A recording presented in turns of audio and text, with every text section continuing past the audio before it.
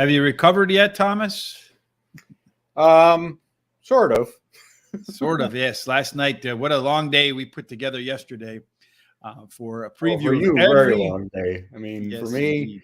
I had to get through all the races, and then I had to go back through the races, and then I had to make my preface by saying post position and who ends up being scratched. Yeah, indeed. Well, we certainly covered a lot of races yesterday. You can see here at Horse Racing Radar TV, we previewed every single race. We did them individually, so you can watch the races that you want to see. Jamie introduced some fantastic statistics for every race that you probably don't want to miss. And then, of course, then there was two of us between myself, Thomas, Terry, and Charles. We each made two picks and a price. And then we moved on to the next race. So hopefully you can go through those, find some information there that you find is valuable. We went through the post position biases so far, the track biases so far at Keeneland. Try to put as much useful information in there as we can. But a lot of that information, you got to do your homework to get it, but it's available. The one thing about international horses, Thomas, and I feel like of all the shows that we do for the Breeders' Cup, this might be the most, I'm going to say, important one or can't miss version. Because unfortunately, for a lot of domestic horse players, the information that's available to them on the international horses is quite sparse. Unless you know where to get it. Mm-hmm. And we try to, in our international shows, we try to give that information out. But still, like anything else, it's a challenge. And sometimes also you've got to dig a little deeper in terms of reading all the comments from the observers, or if you can, watch the replays of some of the races, because a lot of these horses have faced each other, and that includes like Golden Pal being shipped over to Europe. So that we have to look at it that way. So are you ready to roll? Yeah, so you did just we got to give Tom a lot of applause, folks. Hit up that like button and all the likes are for Tom today, because he literally went back and researched all 43 pre-entries that are eligible to run or could possibly run in the Breeders' Cup that are international horses from all across the world. So Tom has put a lot of work into this. So you know what? Let's get cracking, Tom. We didn't go in any particular order, but we're going to start with the Breeders' Cup Turf Sprint Grade 1. That's a Saturday race, I believe. Yes, it is going to be race number 4 on the card that day. I think it's the second of the Breeders' Cup races on Saturday, Tom. This one has, I think, 7 horses in it. So it's quite a bit of international flavor. Start us off with your thoughts on Creative Force. Well, Creative Force is an interesting horse because this is Charlie Appleby and Godolphin, and it's not run a lot. Had a second to Naval Crown this season, going 6, and then it had a 4th to Alcohol Free at Goodwood. Good horse there. Yeah. Oh, yeah. Inconsistent, unfortunately. Last out ran 3rd to Kinross, and Kinross is as sharp as they are right now, but he's entered not in the sprint, which is interesting. His distance have been 6 and 7 furlongs, so a little bit of a drop in distance. Maybe that's an advantage for him. And I want to point out in his last race at Ascot, he did run with the wrong group. The stand side horses were the winner and the second place horse there. He was on the other side. So he actually did pretty well, considering that he was in the wrong group, and that was the far side group. So if you go back and watch the race, it's kind of interesting to note that. Emirate Anna is my next one to talk about, and this one finished second in a Group 1 by 3 3/4 lengths last time out at Haydock. He's run okay efforts against Highfield Princess, finished 3rd by 4 lengths at York. But these are 5 furlong races. Is he better at a little longer? You're not adding that much. This is a horse that in 2021, his biggest win, he beat Starman. He ran 4th last year to Golden Pal in the Breeders' Cup. So he was going to want the firm surface, but I think there's better horses here. And another one in this race that looks like it might be of interest to folks, perhaps one Flotus that maybe people might not be that familiar with. Yeah, it really was a bust last time out at Perry Longchamp. It went 10th, it finished 10th. Really, I think its best race of the year was a third to Highfield Princess at the Curragh, but frankly, it wasn't close. It's been running in lesser races. Group 3 at York it won. It's got a good record at 6 furlongs. I mean, 3 wins, 2 seconds, and a third from 9 starts.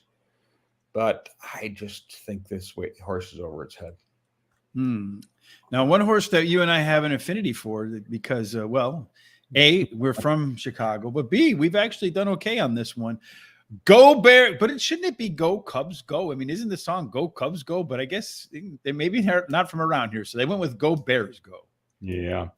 Well, it ran second last year in the Breeders' Cup Juvenile and closed a ton, but didn't get there, unfortunately. It's won only 2 races this season. They were both Group 3s, and one was at the Ascot, and when the other one was at Curragh. Last time it was 9th by 6.5 lengths, and frankly, I'm going to pass on the horse because I think it was a better 2-year-old than a 3-year-old. Now you mentioned Highfield Princess already. What do you think about that one? Ooh, she's started at the lowest levels you could in racing, and then this mare has matured and developed, and right now she's about as hot as they can be. She's beaten very, very good horses. She beat one of the favorites in the juvenile sprint, which will be the Platinum Queen, who's a 2-year-old. But her last race out was brilliant, and she's won it between 5 and 6.5 furlongs in those last 3 starts. So the distance is not going to be an issue for her. And and I should point out at 5 furlongs, she's got 3 starts, 2 wins, and a second. So she's been, you would think everybody's going to jump on Golden Pal and they're do all that, but I'll tell you, this one is really good. And let's face it, this is she's faced some of the best and beaten them. So one I've made money on, Thomas, it was I think at the a lot of money on Naval Crown running here as well. What do you think? I got a chance to cash on that one again or no? Inconsistent. You got 33 to 1 at Ascot, Royal Ascot, when she won, which was terrific. Did win one at Maydam, but it just has, been very inconsistent. Last out, an awful race to Kinross, lost by 8, finished 12th, and it was on the far side, so not necessarily with the right group like Creative Force, but he's one of those you're going to get a price on. There's no question in my mind about that. I just don't know what horse is going to show up. Well, that's the one thing I like about those horses that have a lot of variation in their performance is if you catch them, the bettors usually overlook them. And then because usually what happens is they run a good race, everyone runs to them. Then they run a bad race and everyone runs away from them. So you're kind of hoping to catch them on the rebound. And in this particular race, Tom, so far, it looks like the average winner is paid around $22.21. So keep an eye out for that as a possible. We have one more. We have one on the also eligible list. I was going to go there. Yes, okay. As we say, there's one more that might run, Tom. But tell us about that ladies' church that you're eager to share with. It's one of those like Naval Crown. It runs some good races and then it runs some stinkers. Last race off a layoff, it was 17th at the Curragh, losing to Highfield Princess. Well, we've talked about her already. Did win a Group 2 at the Curragh by a head. So it likes the flat type track. It wants a little bit of a firmness in the ground, which is definitely going to get because they've had absolutely no rain in Kentucky.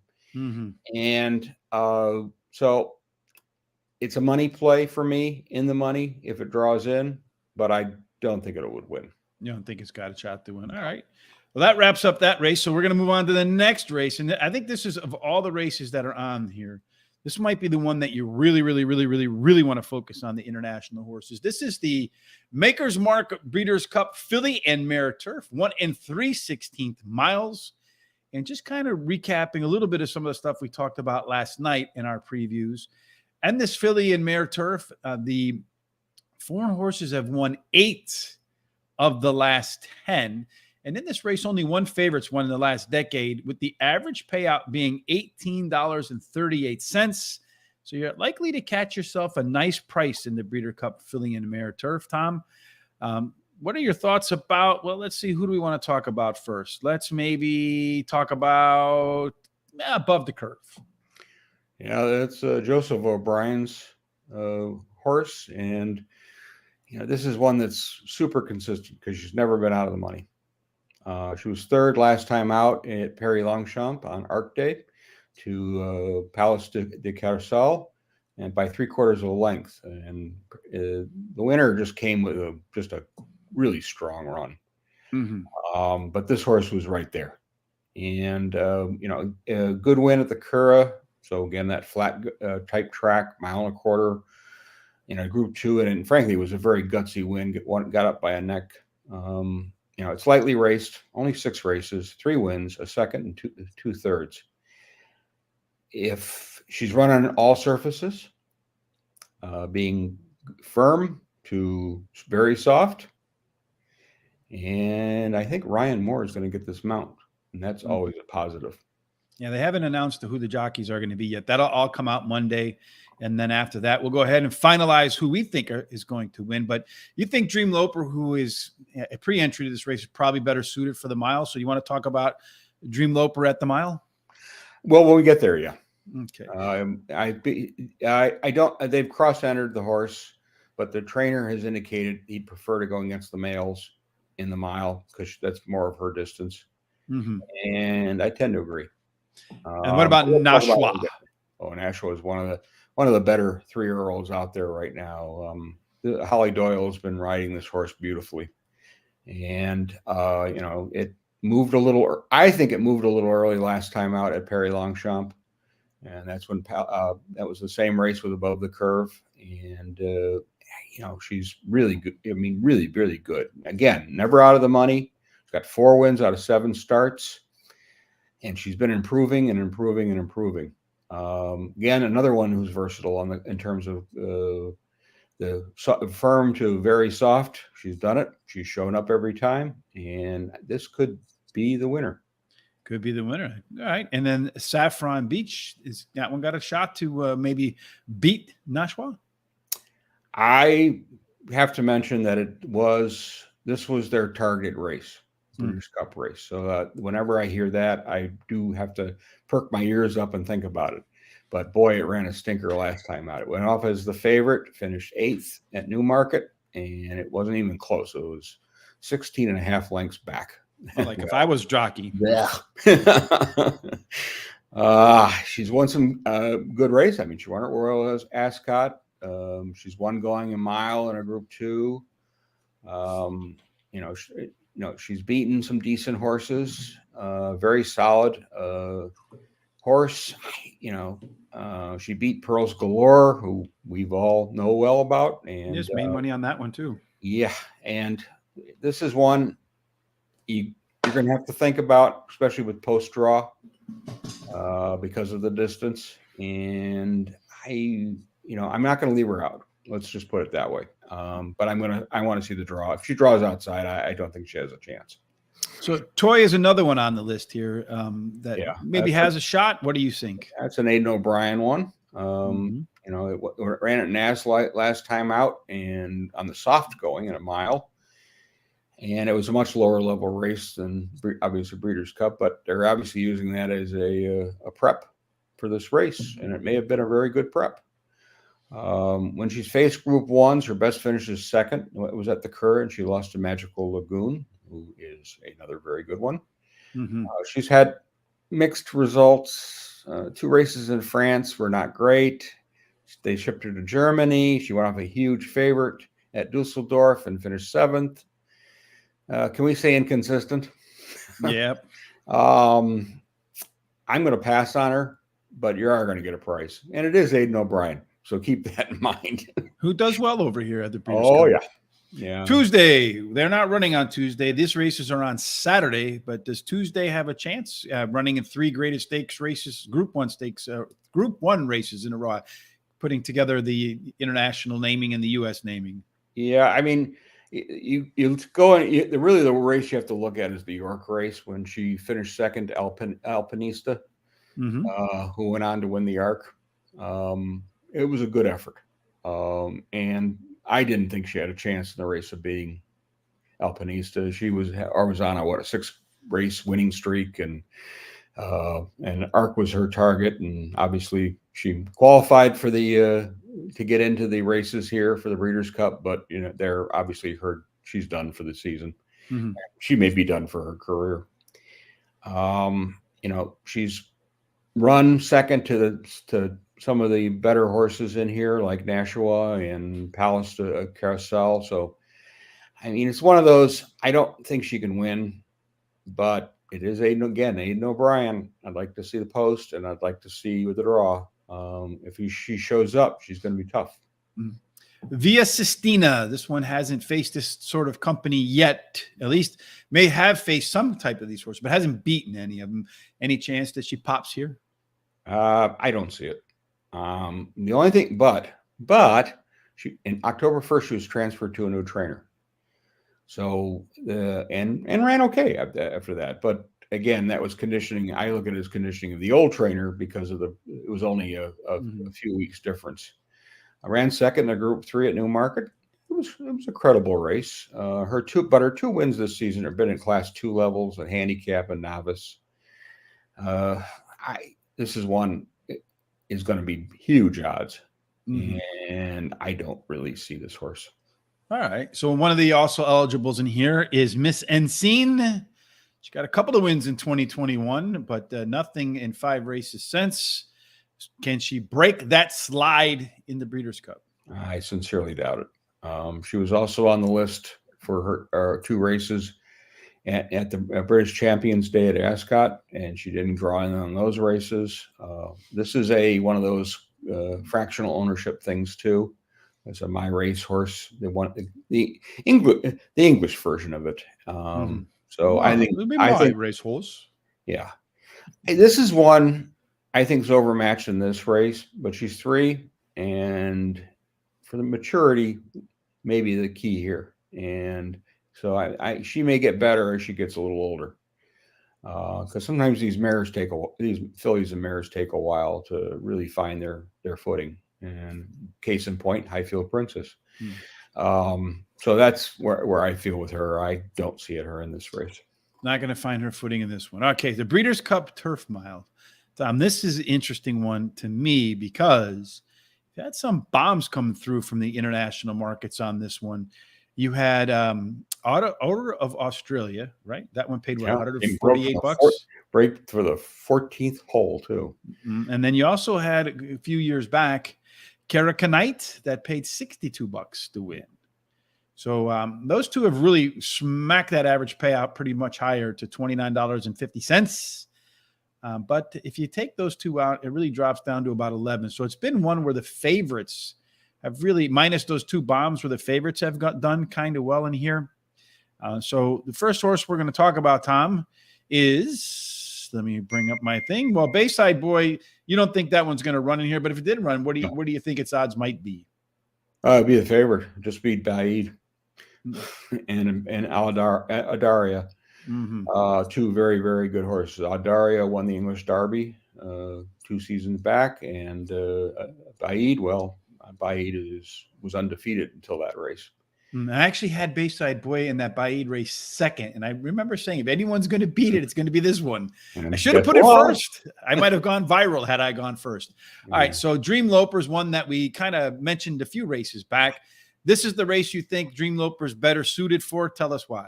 I do, and she won last time out, beating the boys, and one of them was Order of Australia, and she beat them by 5 lengths, and she could have been beat them by more. She won 3 times this season. She had 1 Group 1, 1 Group 2, and 2 Group 1s. But her Group 1s where she didn't win, she was top weight, and frankly, it was a tough haul.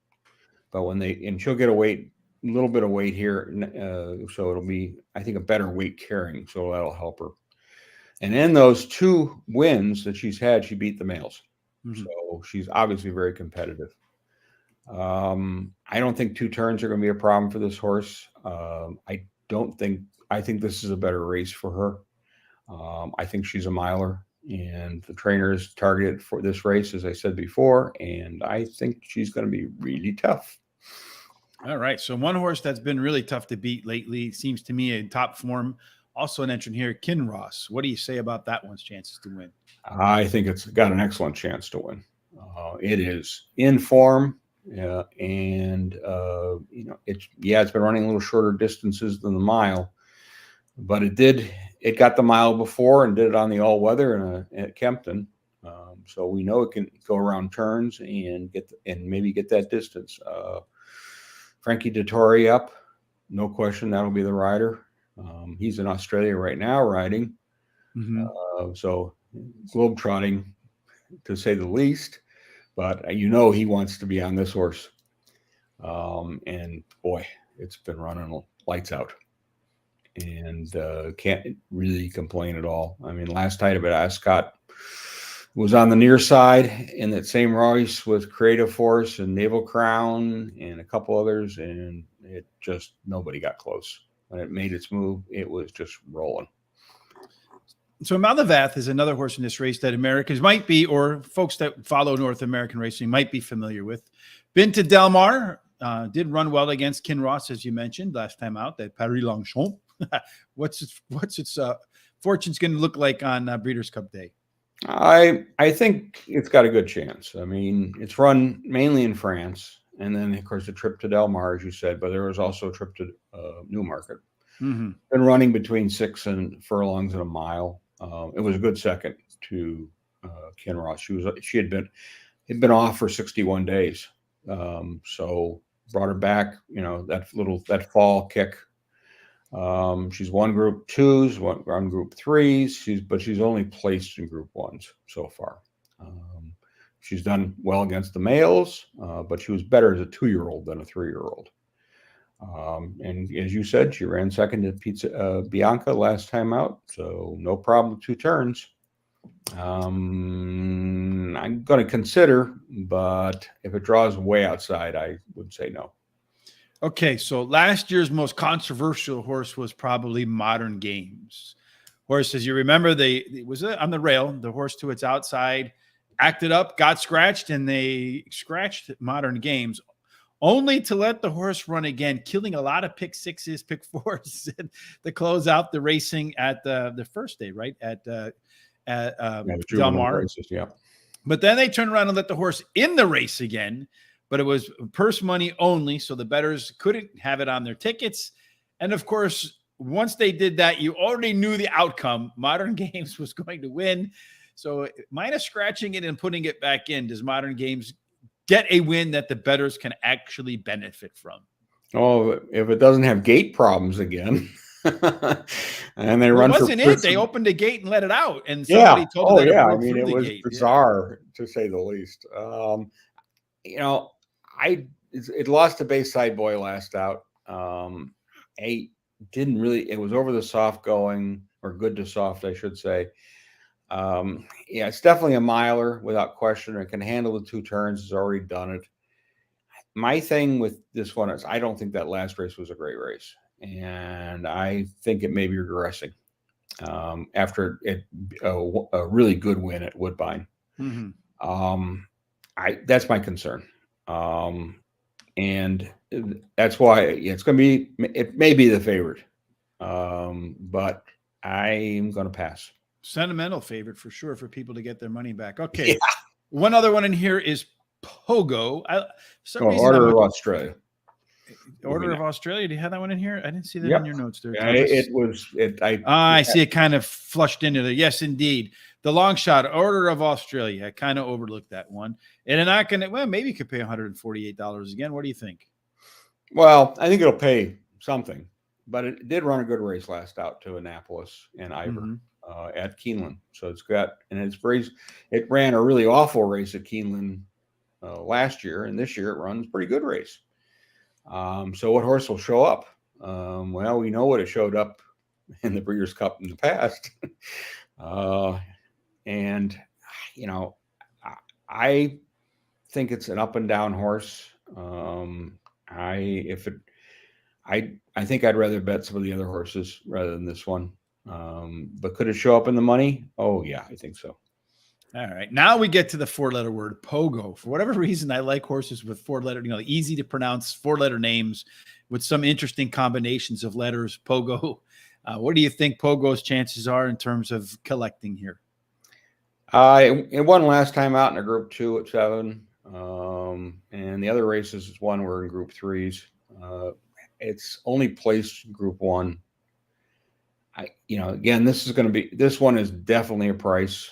And I think it prefers the good to firm, which it'll definitely get right now unless it rains.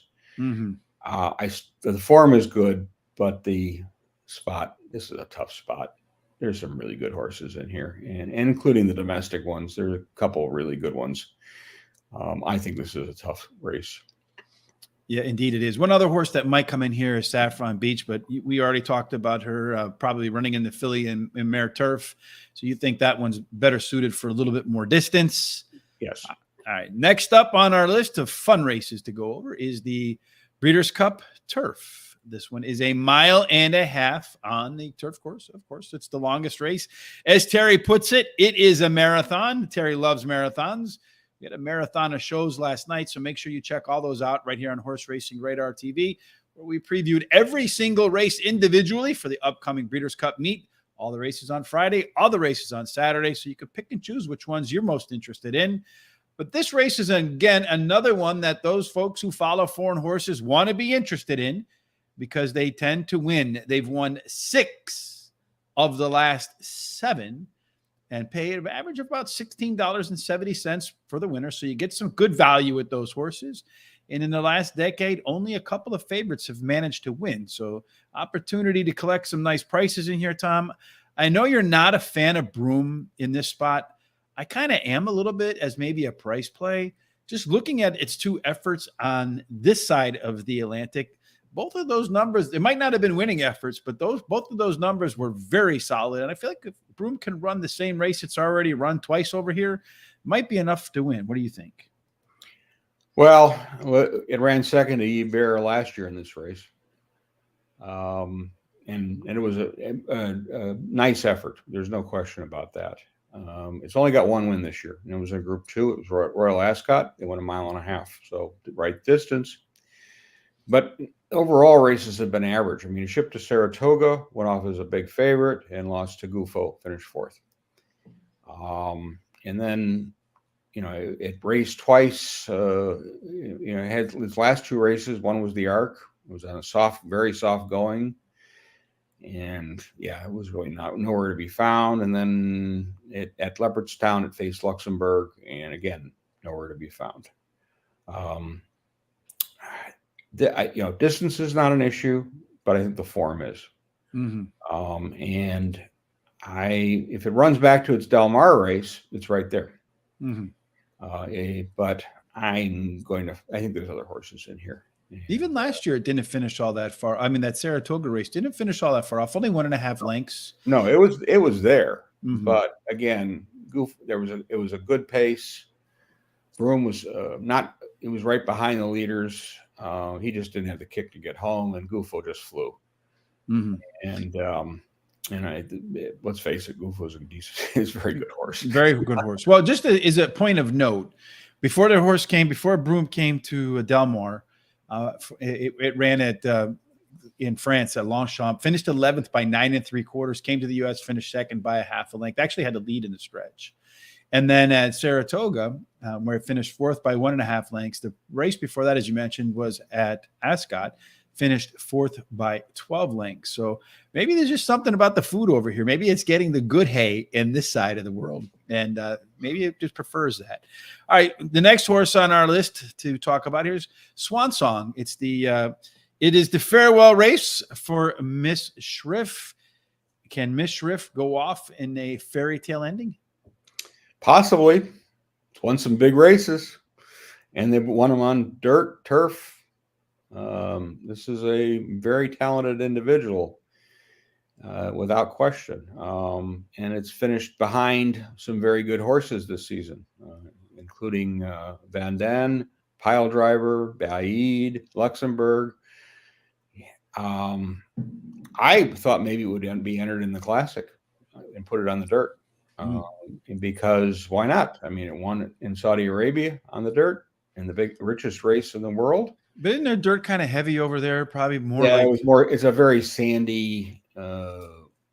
More a little deeper. But then it won at Meydam too. So, and then this year it raced in Saudi Arabia again, and it was pulled up. It ran 14th out of 14, and guess who it was the favorite. Like me, I was a jockey on that one too. Yeah. The thing that strikes me as John Gosden's interview was that this horse is bouncing around the stable. So he's just full of himself right now. And he's run against, let's face it, he's run against some of the best in Europe. I just listed him off, and he's done okay. I can't leave him out of the money.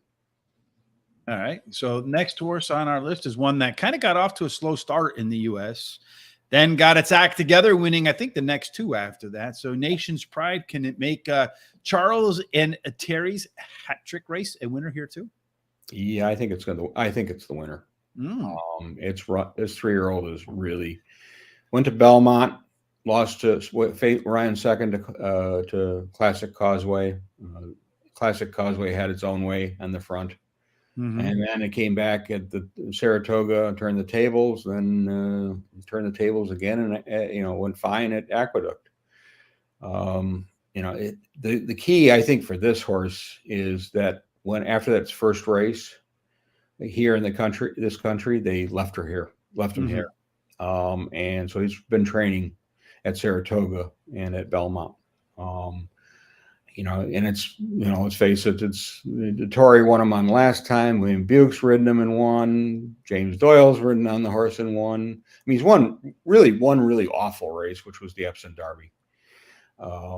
He's won on the all-weather, turf. He's run on firm to good to soft going.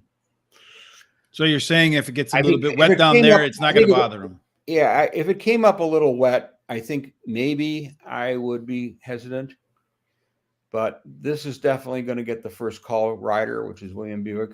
And he does know how to ride pretty well, doesn't he? He does indeed. And it's Godolphin, and I really think this one's the winner. I think that one's the winner. Well, last night on our show, we talked a little bit about Rebels Romance, is one I think has a good shot to win, coming in from Germany. Can the German horses be the 2022 version of the Japanese horses in 2021? Or at least this possible, but remember, this is Godolphin again. Obviously this is going to be the second stringer.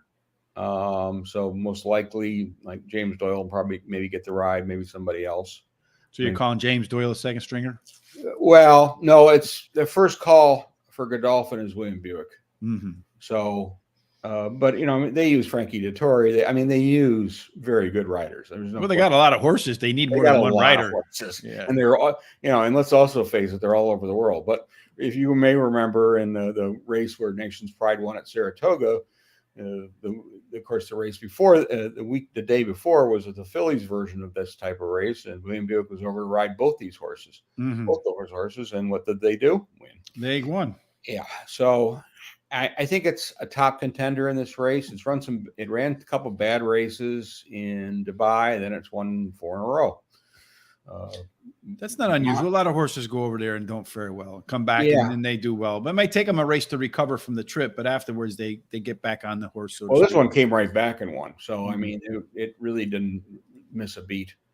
It won its 2 races in Group 1s at Cologne and Hoppengarten. And they were both 1.5 miles. He's undefeated at 1.5 miles. He's run on the all-weather. He's run on the dirt. He's run on the turf. Very versatile, to say the least. Definitely a tough horse, but I still have to favor Nation's Pride as my top choice. All right. Stone Age. This is a horse that I remember us both thinking highly of and maybe didn't live up to those expectations so far. Nope, has not. Really, it won its first 2 races of the season, and then has been a bust really since. Epsom Derby, nothing.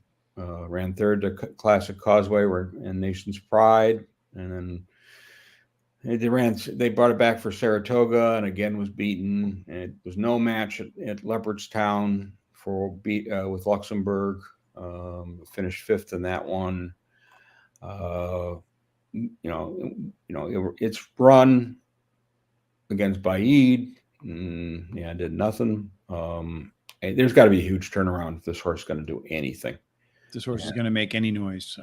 I at this point, unless something tells me different, I don't really see this horse. Unless it gets the good hay. All right. Also eligible, Miss Ensign. Talked about Miss Ensign in the Filly and Mare's turf. We're going to put all Tom's notes up over at horseracingtoday.net. Of course, we want you to watch the video as well. While you're here, give us a subscription. If you haven't done so already, hit that bell. Follow us on our social sites below. Horse Race, the number 2 day. Horse Race Today, obviously, these are all pre-entries. Next week, we get down to real business. So we'll have some more thoughts about the Breeders' Cup the closer we get. The next stop, we're going to kind of rewind a little bit. Instead of going from Friday to Saturday, we went from Saturday to Friday. That's the way we do things around here. Well, it's my fault. I put it in the wrong order, but when you're writing all these thing notes as right or wrong order, trying to get all this stuff done, you were just sort of pacing through. Once the pre-entries came out, I had done a few earlier because I knew they were going to be running. Mm-hmm. And but then a couple of them surprised me that they were entered, so I had to scramble a little. So here we have the Breeders' Cup Juvenile Fillies turf. Again, we're going to look at a race that's 1 mile, of course, on the turf course. And it's a little bit of history here. 7 races so far at the Keeneland meet at the distance. So it looks like the mid to outside posts with early speed have a little bit of an advantage so far in the limited number of races. Again, this is one where you get some value. The average winner in this race for the past 10 years is paid about $15 on the dot.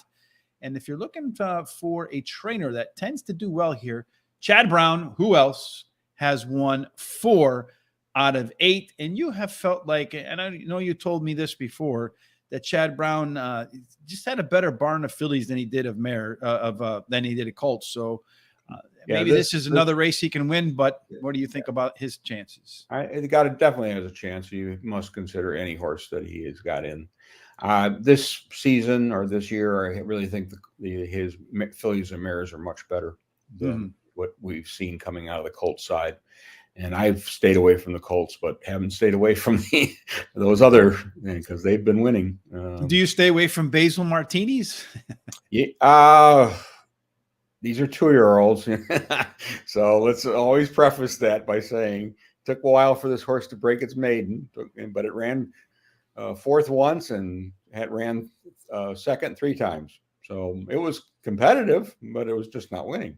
So what did they do? They put in a Group 3 race at the Cura, and it wins. So it won its first race in group company. It did this on the yielding going. So I'm thinking possibly this horse wants some moisture in the ground.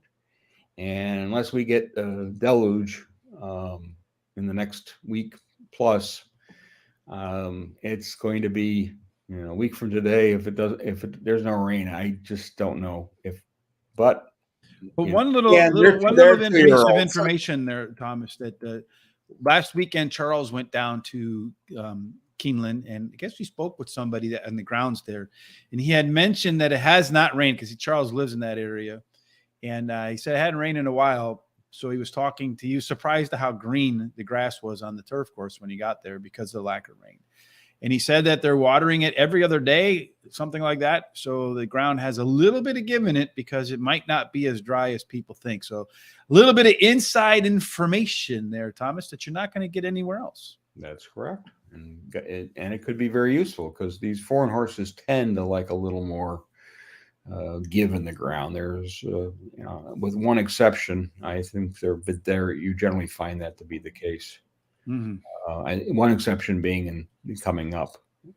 Next one is Mediate. Yeah, who I think is probably going to be the favorite. What do you think? I'd be very surprised if it wasn't.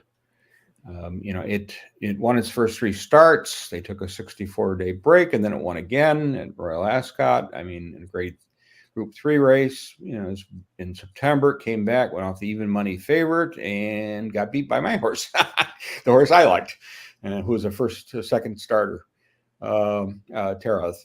And again, it was second choice.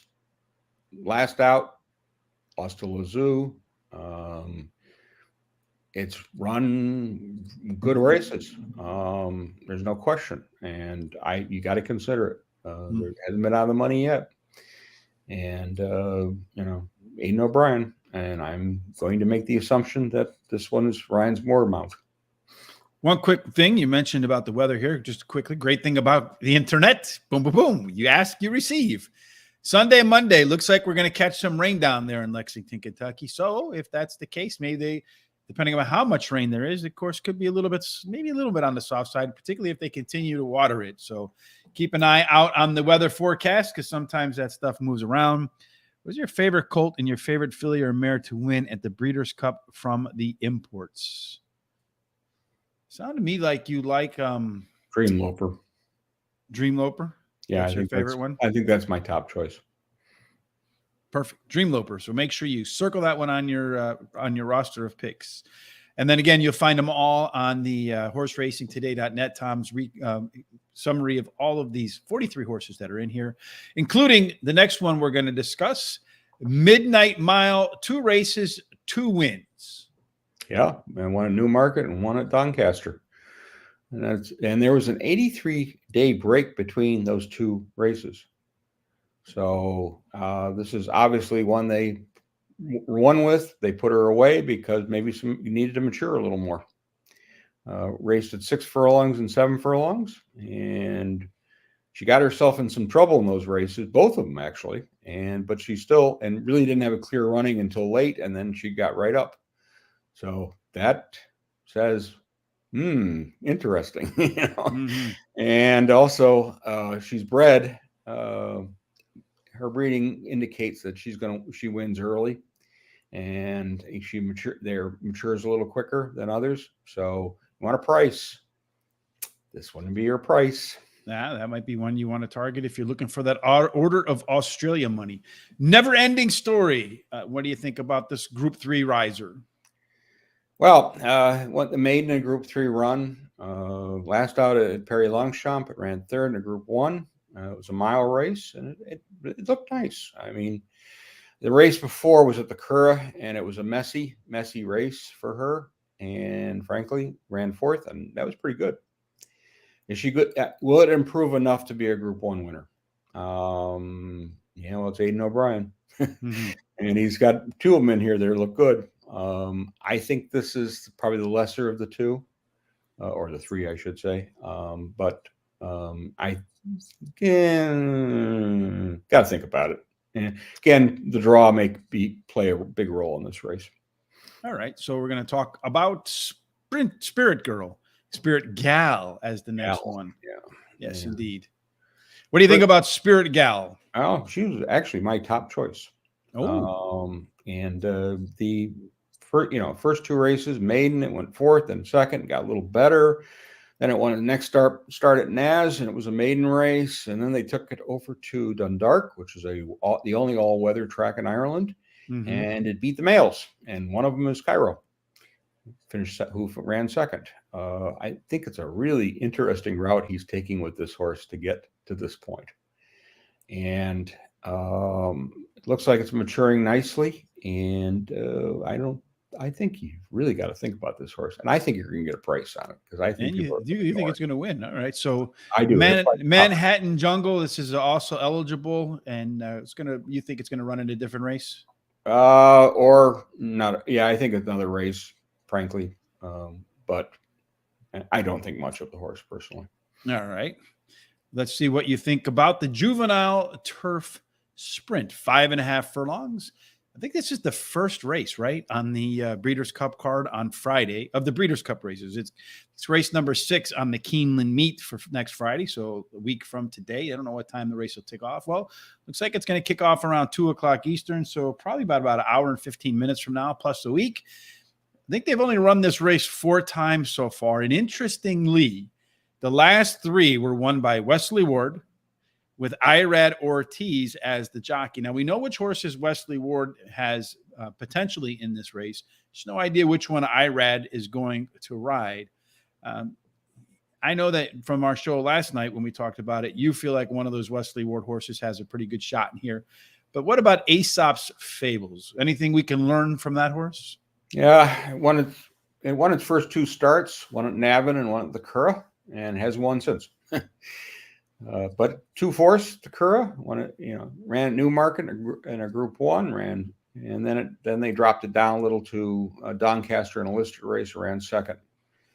The race at Doncaster was over the heavy going, and he was the favorite.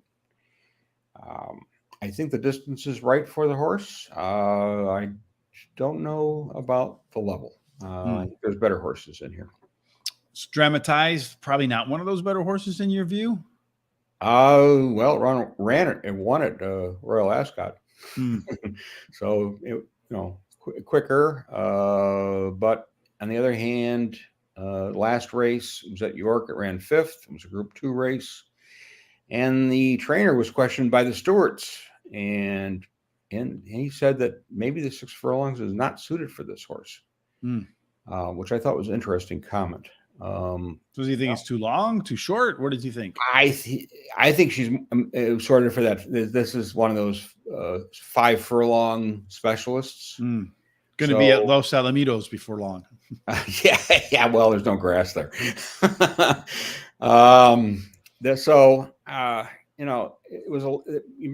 was a layoff. The distance I think is okay for this horse with the extra half a furlong. I think you got to watch the odds on this one. If there's any interest in her, it could be very revealing in terms of the odds. But I could easily see this one going off at 20-1 or higher. Maybe that's what we should do, Tom. We should open up the first quarter horse turf track. All right, Lady Hollywood. That could be fun. Yeah, I mean, it'd be interesting for sure. All right, Lady Hollywood. She won the last race. Any chance she could put 2 in a row together? No, she beat the males. And it was 5 furlong race and over the good to soft going, and she looked really good doing it. This is a trainer who's an up-and-coming one, and this horse will be going into the Falstaff Tipton November sale after this race. So they obviously want a good good run, because that'll bring some more bucks into for the when they put it up for auction. Race before was at York. She tried 6 furlongs the first time and was, frankly, beaten very badly. Ran 11th. Of her 7 races, only 1 was at 6 furlongs, and all the rest of them have been at 5. She's won on the all-weather, and it took her a little while, but she did it. And she's won at Beverly, which and Naz. I mean, mixture of places they've been running this horse at. Price, yeah, I think this is going to get you a price, and you have to consider it. Absolutely. Again, this is one of those that I think more in the money finish than I think more of a horse that you might want to back in the back end of the gimmicks. Magic Mischief hasn't really fared well against stiffer competition. Any chance it can find its legs here and perform against its stiffest competition yet? Well, it's the best it's done so far. Really, is all on the all-weather when it won a Group 3 at Kempton, and it was the big favorite in that race. I mean, it won 3 times, but those are maiden and novice races. Those were turf races. He's one that's going to sit behind the leaders and then make a move. But I'm kind of thinking maturity. Kind of a wait and see. Let's see what the 3-year-old campaign brings versus right now. I think right now I would have to pass on the horse. One horse I know you're not going to pass on because we've seen this horse many times, and it's usually not disappointed, running against some really good horses over in Europe, and that's Persian Force. Well, it hasn't been out of the money yet. It's got 3 wins, 3 seconds, and 1/3. And if nothing else, you got to consider for an in the money finish. All the races were at 6 furlongs, so a little less this time out. It's lost.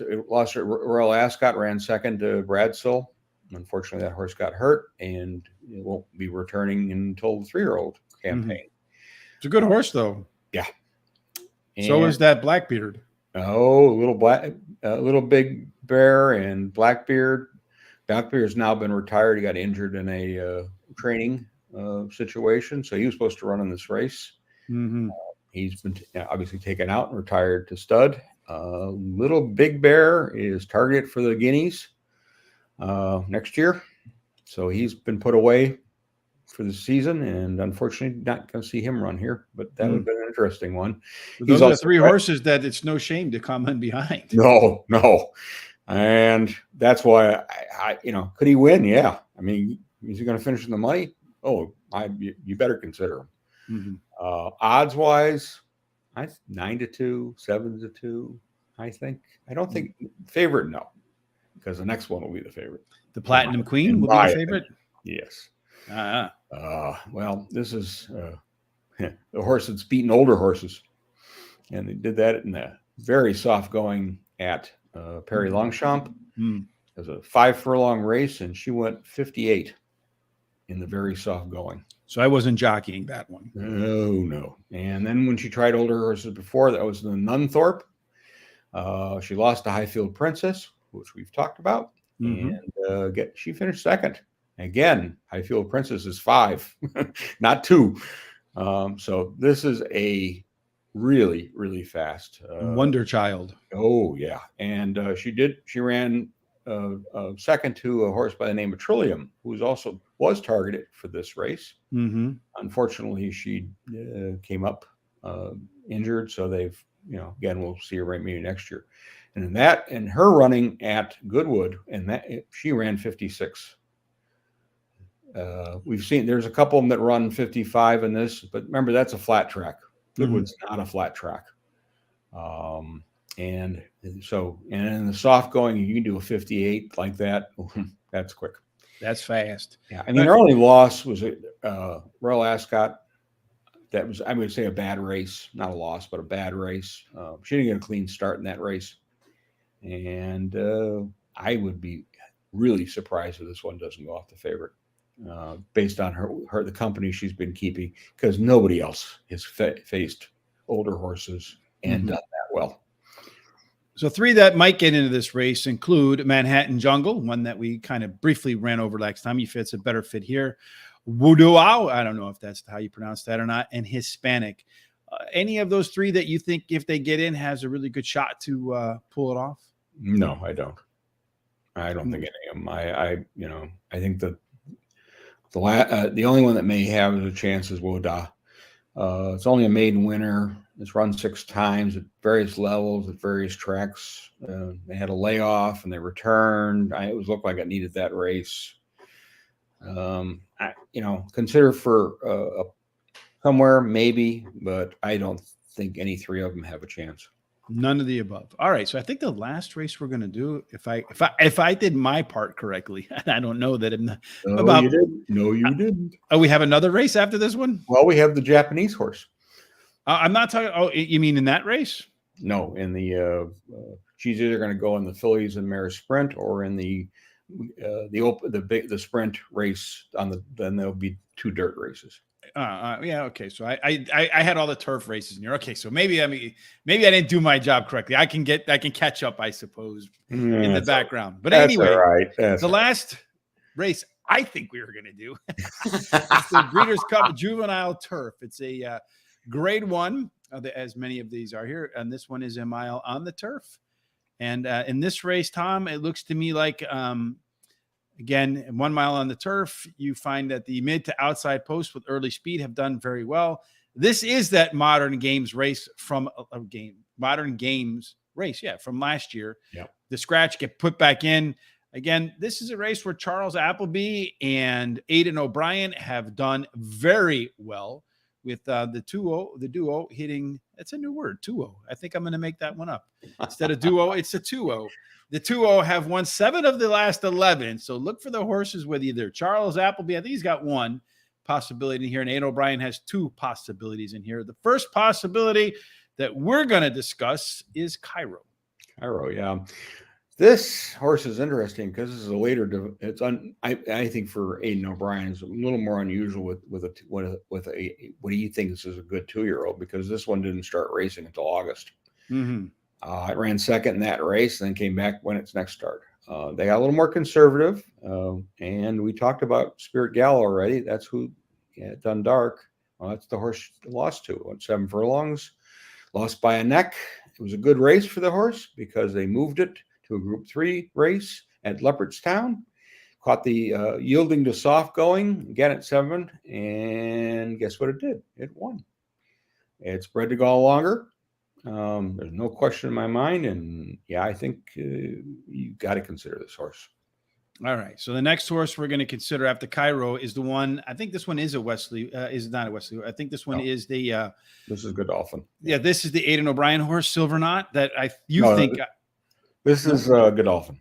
Godolphin. Yeah, this is Charlie Appleby. Charlie Appleby. I was trying to remember in the back of my head, but instead of looking at my notes like an idiot.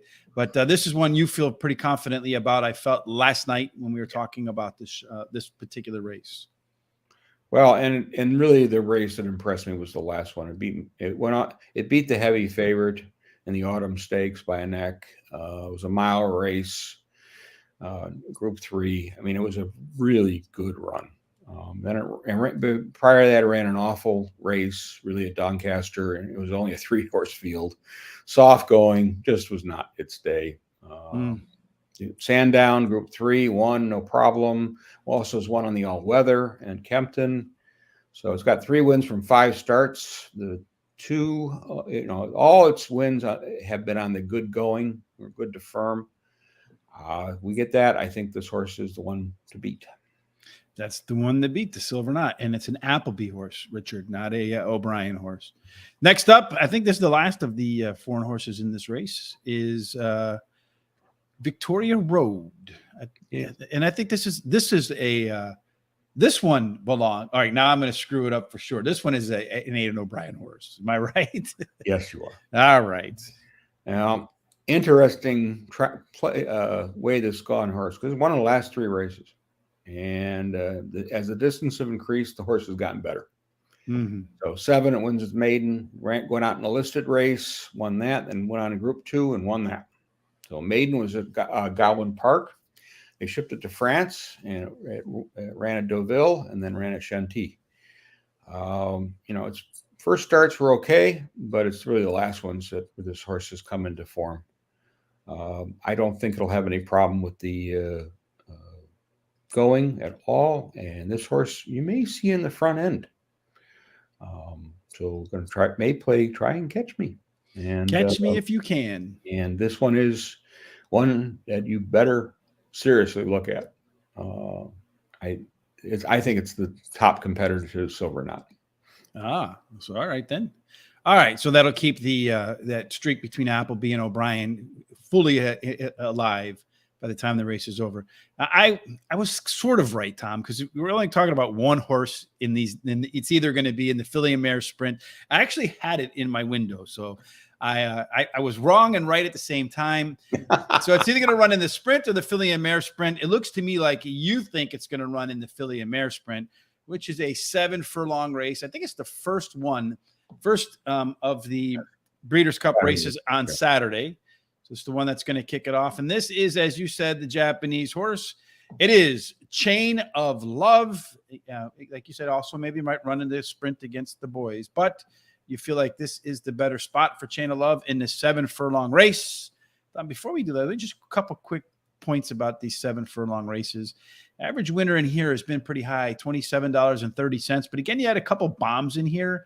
So this is the one, honestly, of all of the Breeders' Cup races where I think the most favorites have won. Take out those 2 bombs, and 5 of the 8 winners were favorites. It looks to here like you want to be mid to outside post with some early speed. It's kind of hard to tell if Chain of Love has a lot of early speed based upon this, but tell us what your analysis of Chain of Love should lead people to believe will happen. But I also sent you a thing from the Japanese horse racing site on Chain of Love and the races that she's running. She started out on the turf, and she was running in top company against her own sex. Did okay, not great. They switched her to the dirt, and all of a sudden they got a different horse.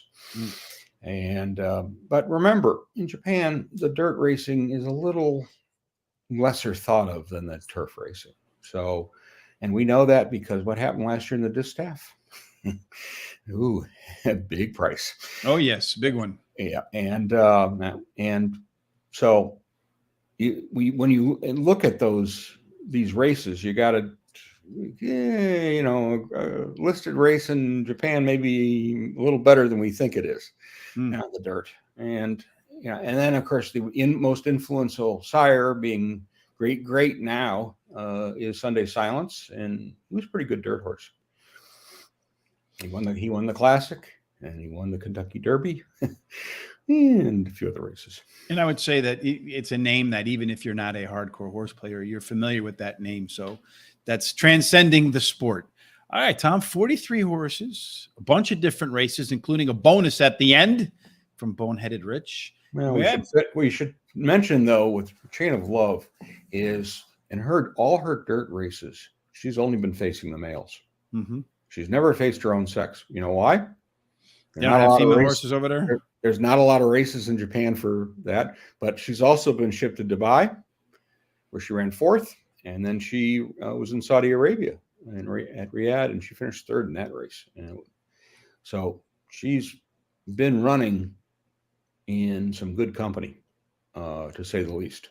So she might find this to be a lesser field then. Well, it's a good question. We don't know. I mean, there's a lot of guesswork on this one, but based on its form, recent form, and it's also likes this distance. I can't pass it, and I'm going to throw it on top. All right. Oh, and I will point out, though, it is going to attract a lot of money from Japan because it is the only horse. So odds wise, may not be as good as we think we're going to get, but if she looks like anything and gets a good draw, I really think she could be the toughest horse in this field. And none of these other horses in here, not that they're bad, because there's some really top notch. CC won last year, and Gamine was nowhere to be found. There's a tremendous amount of horses in here that have great talent. Echo Zulu is going to be well thought of.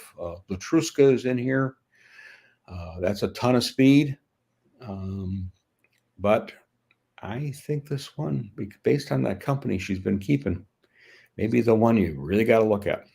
All right, good. So that's a great way to end, because we did 43 horses, a bunch of different races, all in about an hour, which honestly I think is really good, because I expected here to be about 2 hours.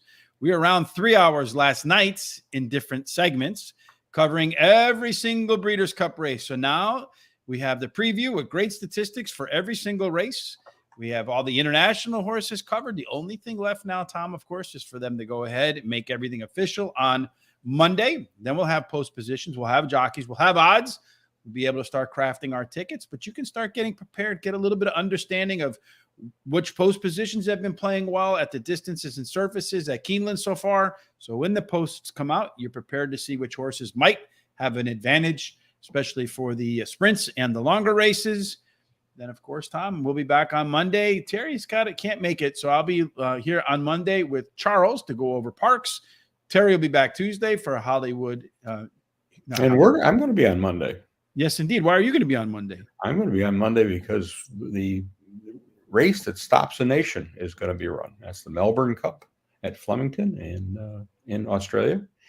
And we will have a mere 24 horses to take a look at. There's already, and it always is an interesting race, to say the least. And I have to say, last year I picked the winner, so I was So very pleased about that. But unfortunately, she didn't. Her European campaign was not so good, and they've now retired her, which is probably the smartest thing to do. So the folks down there are hoping that you don't pick their horse this year. Yeah. All right. So yeah, but make sure you tune in for that. That'll be Monday. Again, Charles and I will go over parks on Monday. Tuesday, Terry and I will go over Horseshoe Indianapolis. Wednesday, we'll be off to Keeneland. Thursday, we'll be, I don't know, is Keeneland running on Wednesday next week? But we'll find out the schedule. And then on Thursday, we'll do. No, they're not running. I think they're actually done on the 31st. Yeah, I think Churchill comes back next week. Churchill you're right. come back. Yeah. So we'll probably do Churchill. We'll figure out what races we're going to do. You just keep an eye on the social media down below. Make sure you hit that subscribe button. But I do know we'll do 4 tracks next week at 12 o'clock Eastern. Tom and I be back probably not next Friday because of the Breeders' Cup races, unless there's something you want to cover specifically, Tom. Oh, we don't know what we're going to be doing on Friday. We may be covering some of those races live. Yes, I think there's a good chance that might happen. But we'll make an announcement on that Friday and Saturday. So that's a possibility, and if not, there's always some Hong Kong racing. Yes, we'll be cashing tickets from all around the globe. Yeah. Well, and the entries, the pre-entries just came out for the international races in Hong Kong, which will be coming up at Shot 10. And there's some interesting horses entered in those races that we worth. Those are and Hong Kong has restrictions on who can enter. Mm-hmm. In their normal racing, foreign horses are not allowed. It's only domestic. And but these are international that are open to anybody. Heavy from Japan entries, but there are a couple others that are pretty interesting too, like Nature Strip and Giga Kick, and also you made some money on that guy. Yeah, and the local horses have to be considered too because they got Golden 60 and is run and looks very good in here, and they just won last week, which we both had as our top picks, Wellington. And also it was just a tad short of the track record, doing a 107-3. So that's for coming off a layoff. I hadn't raced since April. That's pretty good stuff. Pretty good. Well, we've been pretty good a lot of the international stuff. Hopefully we're pretty good on the Breeders' Cup stuff. Again, keep an eye on the social media sites below. Make sure you hit that subscribe button. We appreciate everybody who has. We're going to have a lot of great stuff, new things in 2023. So you're going to want to make sure you stay tuned. Tom, that wraps up, I think, a fantastic, very informative show. I personally want to say thank you because you don't get to hear the thank yous from folks watching. So I want to say thank you for doing all of this legwork for everybody. And if you benefit from Tom's legwork, you got to come back and watch videos, hit the subscribe button, and make sure that you hit that like button. Any final thoughts before we part ways until we get together on Monday for the Melbourne Cup? Well, for your Breeders' Cup, do your homework. Take a very close look at these foreign horses. And do not be surprised if you get bit by a big price. Or maybe you won't be surprised because you watched this show. You actually picked it. Yes. Then you went over to horseracingtoday.net to take a look at the notes, and then you picked it thanks to Tom. Again, hit that like button. All right, Tom. Yeah, and enjoy these races because really Breeders' Cup, 14 races, 2 long days, but top class stuff. And then it's off to the dark, dark winter until the spring comes eternal with the Pegasus in January. So no matter what you're doing for the rest of this day, prep for the Breeders' Cup, getting the house ready for the big Breeders' Cup party like our good friend Terry, or you're just going to lounge around. Whatever it is you're going to do, we hope that it ends up in Winner's Circle. Absolutely. A great day.